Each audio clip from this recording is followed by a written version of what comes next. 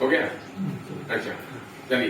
तो जो चौथी शताब्दी में यानी 1600 साल तक ये स्पृश्यता बनी रही इस देश में लगभग। हमारे जब ये आए हैं छत्रपति साहू जी, तो पहला ध्यान इनका इधर भी गया स्पृश्य लोगों का। 1871 में एक एक्ट बनाया था अंग्रेजों ने, क्रिमिनल टाइप्स एक्ट। अपराधी जातियों की एक सूची बनाई गई थी कि ये जातियां अपराधी हैं, तो उनको उसी निगाह से देखा जाता था। थाने में 2 बार उनकी हाजिरी रोज होती थी और तमाम लोग दूर ही रहते थे अपराध प्रवृत्ति वो ये। देखिए इनका दिमाग गया, उन्होंने कहा कि नहीं ये तो हमारे अपने हैं। उनको पकड़ करके उनको सिखाया, अपने यहां सब बहुतों को नौकरी दिया। उसमें किसी को कुत्तेवान बनाया, किसी को कुछ करने की जिम्मेदारी दिया, तो ट्रेनिंग दे करके अपने दरबार में अपने यहां रखा और वो बहुत वफादार कर्मचारी के रूप में साबित हुए। उनके छोटे भाई ने एक बार कहा था मजाक में कि जिसको अंग्रेज नहीं ठीक कर पाए उन लोगों को आप ठीक कर पाओगे, यानी इन क्रिमिनल राइट्स को तो सुधार के दें। उन्होंने कहा, देखिए आत्मविश्वास था छत्रपति साहू जी का। अपने छोटे भाई के कथन पर उन्होंने कहा कि परीक्षा लेकर देखो इनकी, जिनको मैंने आदमी बनाया है, जिन लोगों ने कभी इनको जानवर से भी नीचे किया था, मैंने कैसे आदमी बनाया है, परीक्षा लेकर देखो। तो 2-4 दिन शांत रहे छोटे भाई। एक दिन दरबान जो था, दरबान नहीं दलित उसी क्रिमिनल टाइप्स में से था, और उसको हत्याते हुए कहा, जाने दो हमको ना, मैं राजा का छोटा भाई हूं। बिल्कुल कहा नहीं, बिना राजा की आज्ञा से कोई भी हो अंदर नहीं जा सकता।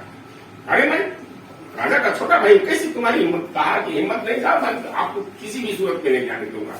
मैं प्राण दे सकता हूं, मैंने दूसरे को जाने नहीं दे सकता। राजा कहेंगे, और राजा साहब सुन रहे थे अंदर से, आ गए वो मुस्कुराते हुए छोटे भाई को कहा कि परीक्षा ले लिया, देखो ये सब अपनी जान देने के लिए मेरे लिए तैयार है ना। तो कहा कि नहीं ठीक है। लेकिन उनकी पत्नी भी सुन रही थी, तो उन्होंने कहा कि चलो सेहरा तो हम लोग आपके सर पता रहे हैं, लेकिन अभी कुछ बिगड़े लोग हैं, उनको अगर रास्ते पर ला दो, इंसान सच्चा इंसान बना दो, हम लोग मान लेंगे कि तुम नहीं हो। तो उनको भी आगे किया और एक एक करके बहुत से चीजों का अपने राजपुरोहित को निकाला।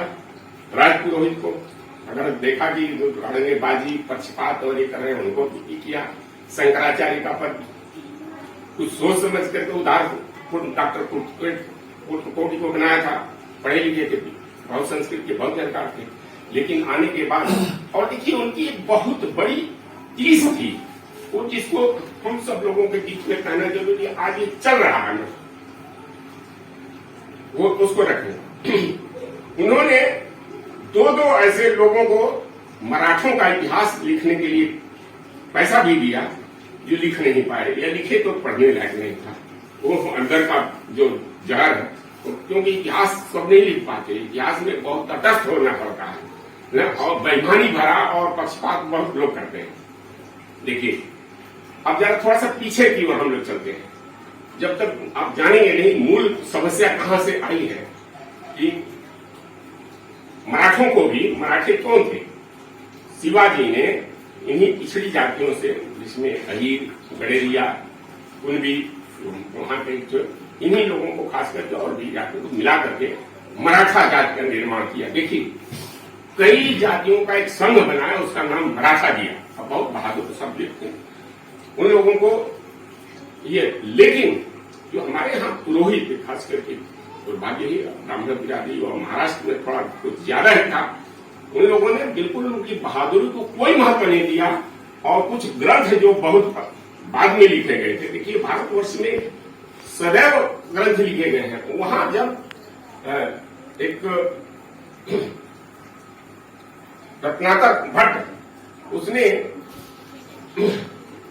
एक ग्रंथ लिखा था, शूद्र रत्नाकर, और उसके पहले भी और तमाम स्मृतियों में ये किया गया शूद्र की श्रेणी में, यहाँ तक कि शूद्र की श्रेणी में ये नाई, द्रुप और मलाह, माली और गड़ेरिया, ये सबको तो रखे, उसमें कायस्थों को भी रखा है, कायस्थों को। अच्छा, यह बात वहां भी कहा शिवाजी से। शिवाजी को ये कसक रही, शिवाजी के सामने ये दिक्कत आई कि वो ये कहना जरूरी है क्योंकि इनके पुरखे थे, पूर्वज मोरपंथ पिंगले, शिवाजी का वो सेनापति, दीवान, वो दीवान था, उसको उसमें पेशवा कहा जाता था, पद रखा, वो ब्राह्मण होते।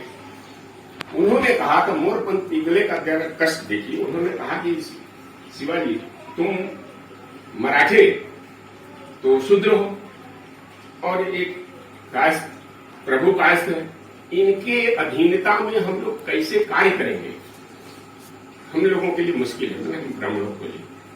अब यह कसक तो शिवाजी के समय रही, लेकिन वह कसक यहां दूर किया छत्रपति साहू जी ने। तीनों सवाल को कहा। पहला कहा कि हम लोगों को क्षत्रिय घोषित करो। इतिहास भी पढ़ते कि भाई वैदिक काल में तो बिल्कुल सब सही था, 500 साल वैदिक, देखिए मूल यहां पर है और छत्रपति जी ने किया, इसलिए बहुत लंबा हो जाएगा मैं बदल, लेकिन थोड़ा सा भी ये करके करना चाहता हूं कि जब तक आप समझेंगे नहीं, अपने को पहले अधोगत में मत डालो, अपने को हीन मत करो। अरे किसी ने कह दिया कि तुम शूद्र हो तो आपके कहने से हो जाएगा, अपने को तो कहा कि हमने ब्राह्मण है, अरे ब्राह्मण का कर्तव्य भी होना चाहिए, उसकी योग्यता भी होनी चाहिए, वहां कर दिया आपको शूद्र श्रेणी में सबको ये कर दिया।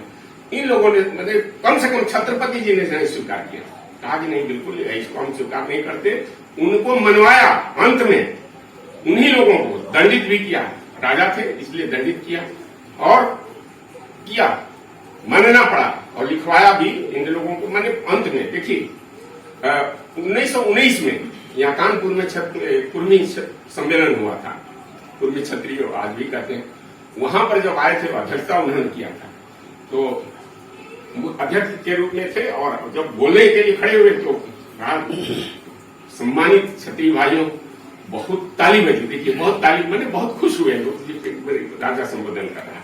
देखिए ये निश्चित रूप से किसने कहा, महात्मा फुले ने आपको बताया कि हम ये सारी पिछड़ी दलित जातियां पुरानी क्षत्रिय हैं। यही बात छत्रपति साहू जी ने भी कहा, बहुत पढ़े लिखे थे, बहुत इंटेलिजेंट थे, उन्होंने भी कहा। यही बात डॉक्टर अम्बेडकर ने कहा। तो भाई हम भी कह रहे हैं, हमने खुद पढ़ा है, जो 500 साल बना तो भारत का पहला इतिहास अगर वैदिक काल से ही शुरू करें तो उसमें केवल 2 ही वर्ण थे, ब्राह्मण और क्षत्रिय या क्षत्रिय, तीसरा चौथा तो बाद में आया। तो उसी क्षत्रिय वर्ण से जाकर के ये सारी चीजें पेशे के आधार पर सब जातियों का निर्माण होता गया और ग्रंथ हो गए ये लिखे, जब मतलब और ये उपनिषदों के बाद और बहुत सारी चीजें जब स्मृतियां लिखी गई हैं, स्मृतियों में बहुत घालमेल किया गया और आपको बहुत नीचे स्तर पर ला करके रख दिया। लेकिन हमसे पूछा गया था क्या, हमने उसको स्वीकार थोड़े किया, अन्य आप स्वीकार करेंगे तो हम सब लोगों का है। उन्होंने कहा था कि नहीं सब क्षत्रिय है और क्षत्रिय का रूप में उनसे स्वीकार करवाया। और छोड़िए, उन्होंने दलित छात्रों को, युवकों को जनेऊ पहनवा करके ब्राह्मण करके और उनसे पाठ करवाया गायत्री मंत्र का और कुछ श्लोक पढ़वाए और वो लड़के बिल्कुल आर्य समाज की तरह से। देखिए आर्य समाज को ध्यान रखिए, आर्य समाज परिवर्तित करने के लिए है, सत्यशोधक समाज परिवर्तित करने के लिए है। तो यहाँ पर उन्होंने कहा और संगच्छध्वम संबद्धम, वो दलित लड़के, तो सब लोग कहे भाई ये ब्राह्मण लड़के कहाँ से क्या है, ये ब्राह्मण नहीं है, ये दलित लड़के हैं जो संस्कृत पढ़ करके और बोल रहे हैं आप लोगों के बीच में। देखिए ये उन्नयन होता है और ये होता है तुम्हारी बराबरी ना, हम करके दिखाएंगे।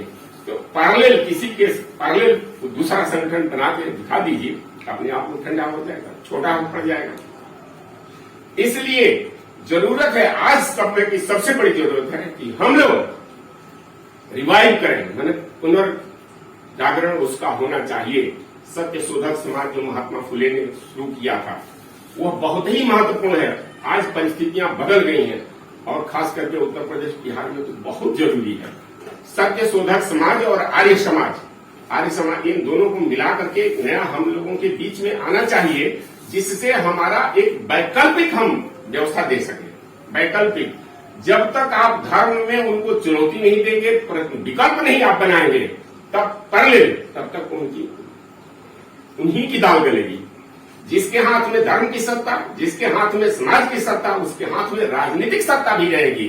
और आप खाली उसका रोना नहीं रोइए, विकल्प दीजिए। विकल्प हमारे सामने बहुत है।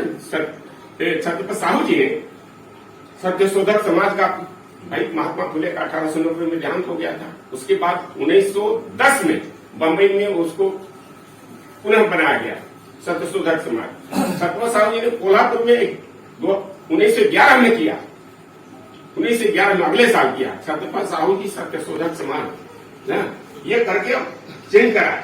और उनकी आर्य समाज में भी बहुत पकड़ थी, इसलिए उनका तो था कि बिल्कुल धर्म को इतना, देखिए महात्मा फुले क्या कहते थे, महात्मा फुले कहते थे ऐसा धर्म होना, सरल बनाओ कि एक परिवार का एक व्यक्ति सत्य शोधक समाज का हो सकता है, कोई हिंदू समाज का हो सकता है, कोई ईसाई समाज का हो सकता है, कोई सिख समाज का हो सकता है, मानने वाला, सबको छूट होगी। क्योंकि धर्म में आस्था व्यक्तिगत आस्था का चीज है, ये नहीं है हमारे सामने। तो यह जब तक इस तरह की छूट नहीं होगी और हम लोग उसको स्वीकार नहीं करेंगे, आप कुछ नहीं कर सकते। इसलिए धर्म में भी आप उनका विकल्प दीजिए, और हो चुका है सत्य शोधक समाज और आर्य समाज के माध्यम से, और बहुत सी बातें हैं। देखिए उनके सामने जो था, अब 3 प्रसंग और महत्वपूर्ण है जो मैं जिसका उल्लेख मैं करना चाहूंगा।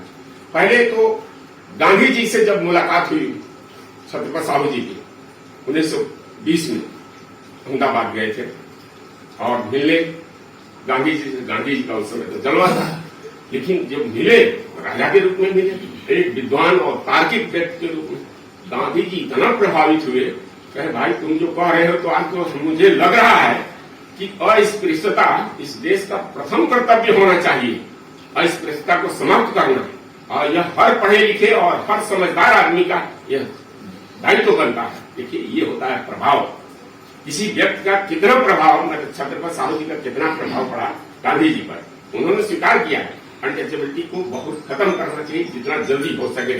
1948 में खत्म हुआ संविधान से। चलिए दूसरा और एक लेते हैं। 1920 में ही नागपुर में दलित कॉन्फ्रेंस थी, दलित मतलब अखिल भारतीय अछूत, और उस समय अछूत सब प्रयोग किया जाता था, उनकी परिषद हुई, उसकी अध्यक्षता छत्रपति साहू जी ने किया। उसमें डॉक्टर अम्बेडकर भी थे और भी तमाम दलित नेता थे।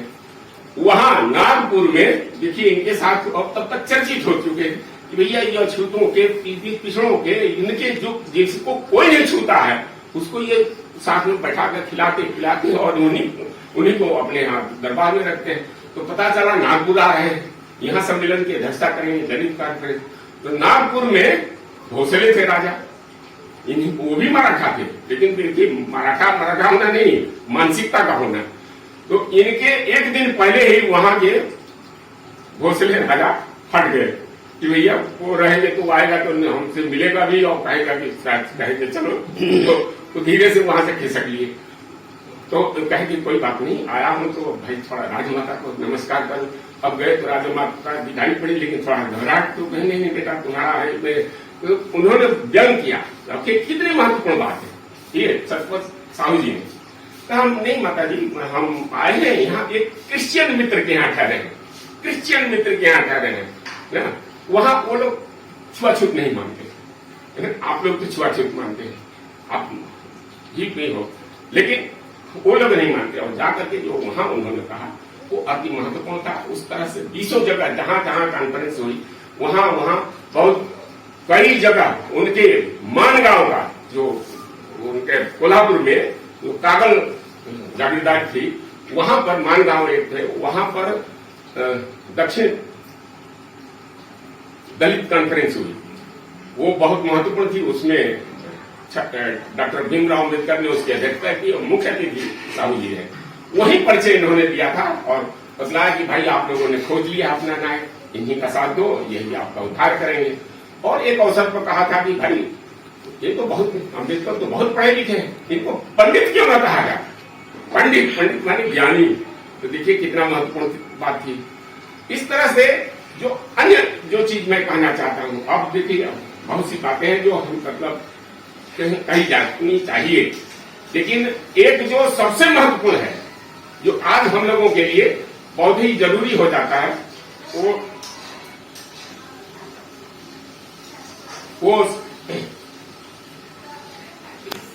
सिंचाई का।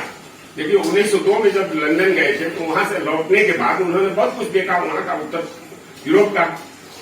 भारत में आकर वहां बहुत सूखा होता था, आज भी है, वहां तो किसान आत्महत्या करते हैं आज भी।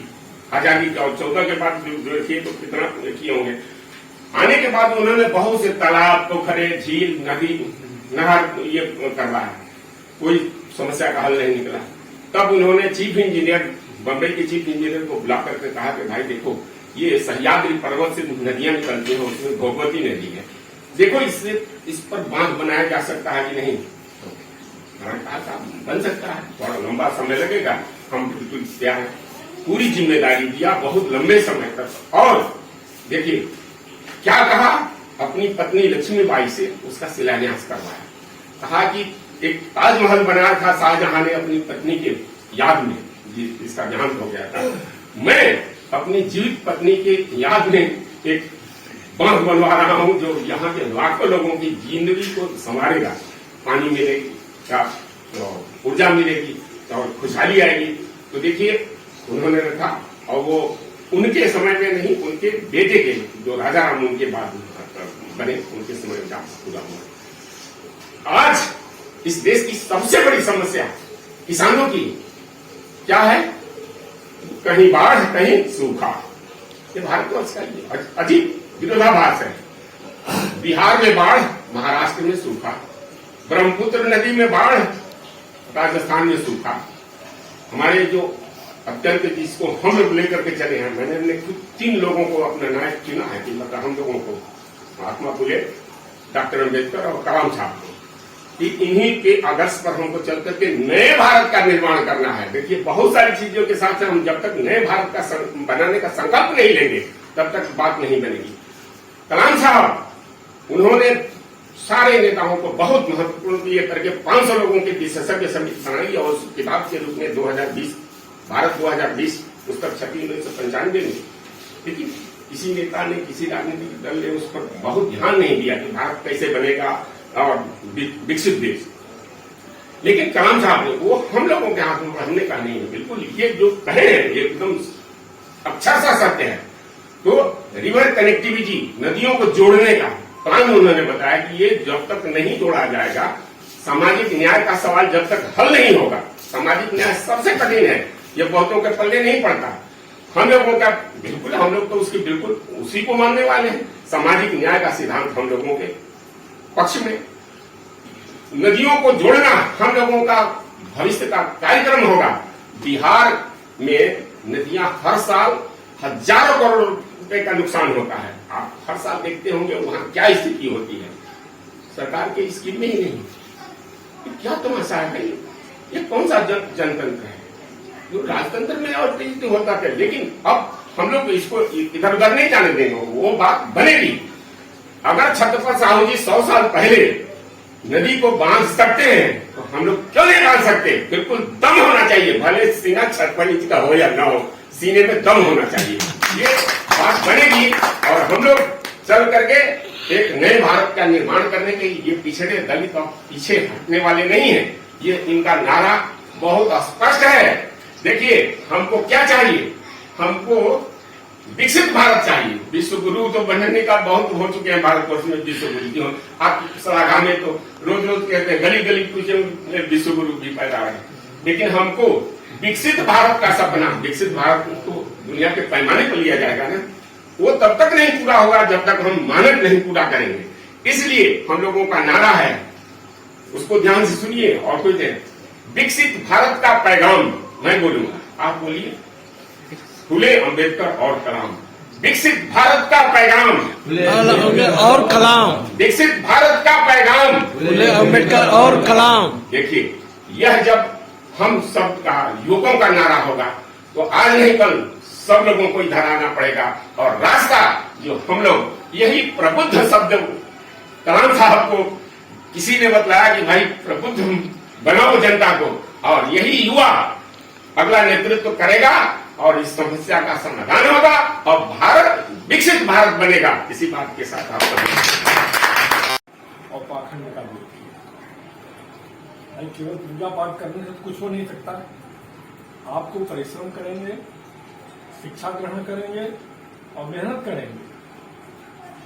जब शिक्षा ग्रहण करेंगे तभी तो हम नौकरी की तलाश में करेंगे। नौकरी जो मिलेगी मिलेगी, नहीं मिलेगी तो आप व्यापार कीजिए। व्यापार को कौन रोक सकता है?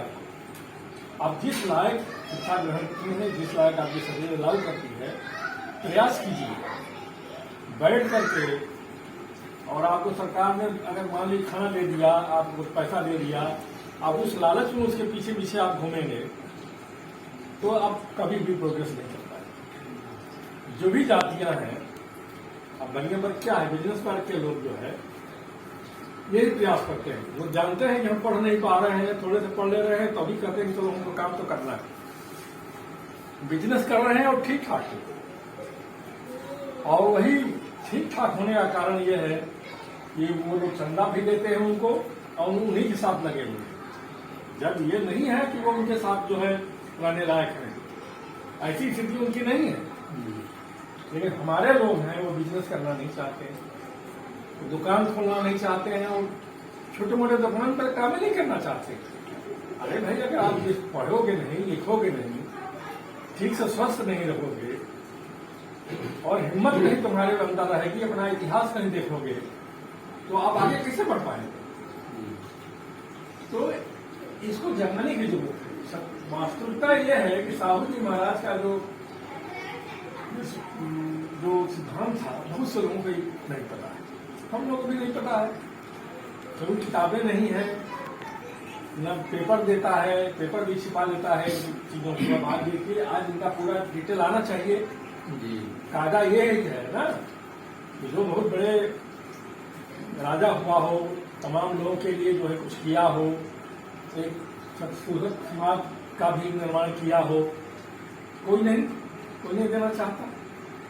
चलिए, हम जानते हैं यादव ने जो बहुत समाज मंच बना करके जिसके माध्यम से ये सब कार्यक्रम कर रहे हैं, ये धीरे धीरे आगे बढ़ेगा और तमाम लोग इसको जानेंगे।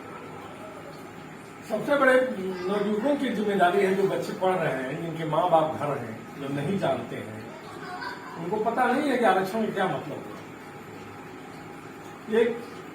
एक मतलब कि ओबीसी समाज की एक लड़की ने हमसे कहा कि क्यों तुम लोग वोट नहीं देते हो? तो नहीं, हम लोग कहते हैं, हमारे पिता जी और लोग कहते हैं कि आरक्षण की क्या जरूरत है। आरक्षण में कोई डॉक्टर बन जाएगा, उसको कुछ आएगा ही जाएगा नहीं, इंजीनियर बन जाएगा, उसको आएगा ही जाएगा नहीं, तो क्या फायदा? इंजीनियर बनने से क्या फायदा है? हमने कहा बात करते हो भाई। देखिए, जब किसी भी आदमी का अगर किसी टेक्निकल एजुकेशन में एडमिशन हो जाए, चाहे वो आरक्षण से ही हो, तो टेक्निकल एजुकेशन का जो शिक्षा होती है वो बिल्कुल अलग होती है। ये नहीं कि हाई स्कूल इंटर में जो पढ़ाया जा रहा है, जितना तेज तलाक है वही उसमें जाकर पढ़ेगा, ऐसा नहीं है, क्योंकि वो बिल्कुल अलग हो जाता है। अब डॉक्टर है तो शरीर के बारे में पूरा बताया जाएगा, जो एक नई चीज होती है, बड़ा इंटरेस्टिंग होता है। जो लड़का पढ़ता भी नहीं है शिक्षा में तमाम सब्जेक्टों को, जब ये शरीर के बारे में उसको बताया जाएगा, लड़कियां हैं उनके शरीर के बारे में बताया जाएगा, ठीक है, डिजीज के बारे में बताया जाएगा, तो बड़ा इंटरेस्ट बढ़ता जाता है।